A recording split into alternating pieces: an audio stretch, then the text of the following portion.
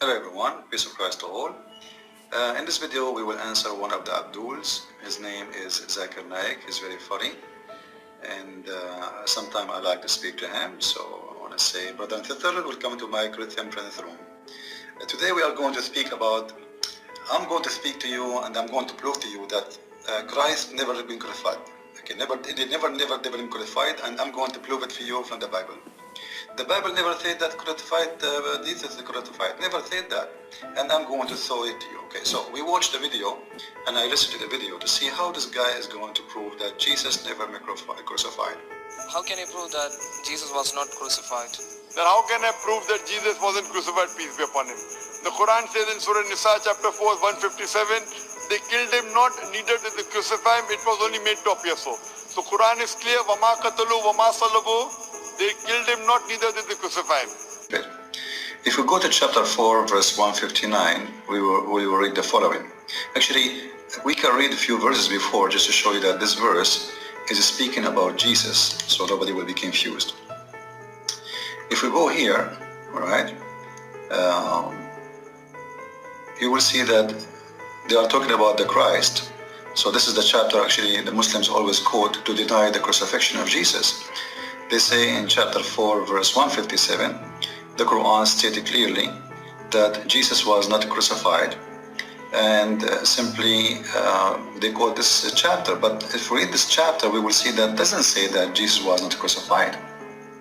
Read carefully with me and let us laugh at the author of the Qur'an, just to show you how stupid this author. For sure we are reading translation, and it's better to read in Arabic, but you guys do not know Arabic, so we will go with a translation, which is this time is Yusuf Ali translation, which is one of the nicest Abdul Muslims. They like his translation, right? They said in boast, we killed Jesus, the son of Mary.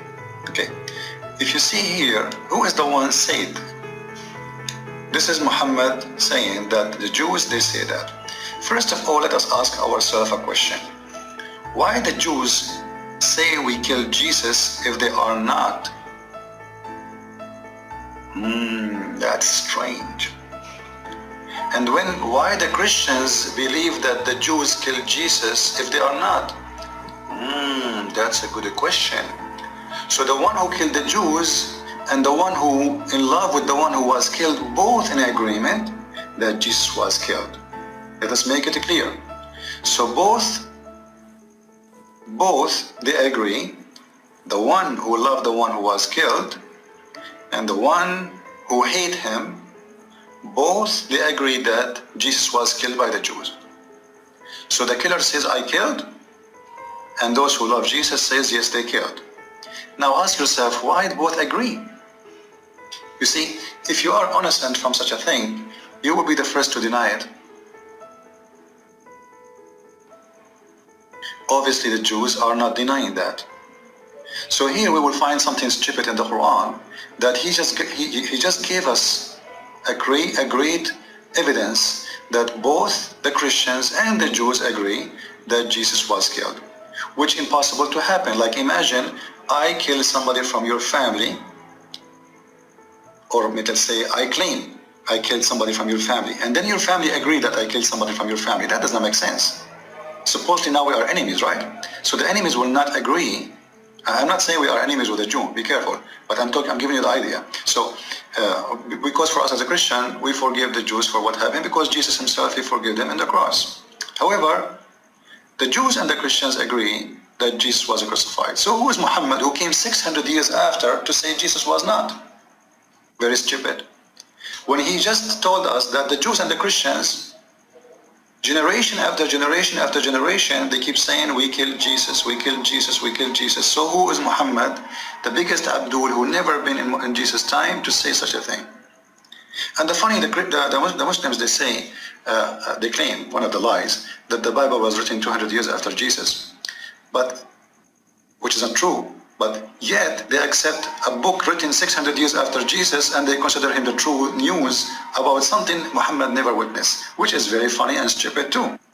Same time, the stupid author of the Quran, he said, they say the Jews, we killed Jesus the Christ, the son of Mary, the messenger of Allah. You idiot, if they know that he is a messenger of God, first the Jews don't believe in Allah, Second, if they know he is the messenger of God, the Jews will never kill him, which means they killed him because they believe not in him, not because they believe in him, you idiot. That is another mistake. Now, the Qur'an continues saying, but they killed him not, nor crucified him, all right? But so it was made appear to them. Just wait. So the verse here witness that there was a real crucifixion and there was real death, and that real made to be appear to them by Allah. So the stupid Zakir Naik, he is just denying what his God said. Because now we get additional proof. Not only the Jews and the Christians agree that Jesus was crucified. No, even Allah himself agree. Why? Because he is saying, I made them see someone look like Jesus appear in the cross. That means the Jews and the Christians, they are saying the truth, and their Bible is not corrupt, because they are witnessing for what was made to appear to them. So this is a very clear evidence that there was a crucifixion, clear evidence that the Jews and the Christians, they saw someone, he is Jesus, clear evidence that he was the same as a person, clear evidence that all was witnessing in the same time and they agree about it, and clear evidence that there is no one can question that crucifixion, and all of this happened because Allah, he made it appear. So now the question is, if Allah made this appear for the Christians and the Jew to see, who is the stupid fool who will say we did not see? Just to make it simple for you, imagine you've been in the mall and you saw somebody jumping from the third floor, and then you came back and you write in your book that I was in the day of etc. at the time of etc. and I saw someone jumping from the third floor. After 600 years after, somebody will say to you, yes, you saw somebody jumping and his name is etc. etc. in the time of etc. etc. but it was not the real him, it was someone else, because Allah, he made him appear this way. This is the most stupid argument ever you can get. So actually the Qur'an says clearly that there is a crucifixion and Jesus is the one who was crucified, but all the claim is that Allah, he made someone look like him and appear like him, and he was not crucified, but it was someone else. That is the century of jokes, maybe the jokes of the galaxy, showing us how stupid fool Muhammad is. Same time, I think we gave this one enough answer, right? And here at the end, the Quran says, which means sure, for sure, they are not sure they killed him. They are not sure. Come on. You just say that it was made to appear to them, you idiot. So you made to appear to them what is not sure, right? So this is why I called my book The Deception of Allah. Because according to this, Allah, he deceived the Christian and the Jews, and he created the biggest deception in history.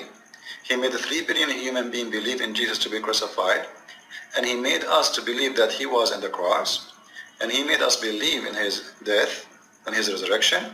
When all of this never happened, it was Allah who made it appear, and we are not sure. How we can be sure? How we can be sure Allah? You know, if you are the one who made it appear this way, it's sure. Because if Allah made someone appear like he's dead, I'm sure he make it very perfect, right? It was not a game. This is supposedly God. God, he make it appear to us to be, yes, he was crucified. There's a blood that's coming nail in his hands. But he made it appear. So now what is our problem? Our problem is that we have a stupid God who play games, right?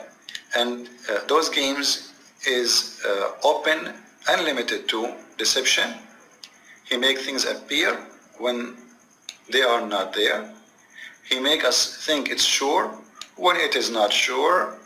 And then he will punish us for believing in something or a lie he himself is the one who created. Isn't it amazing?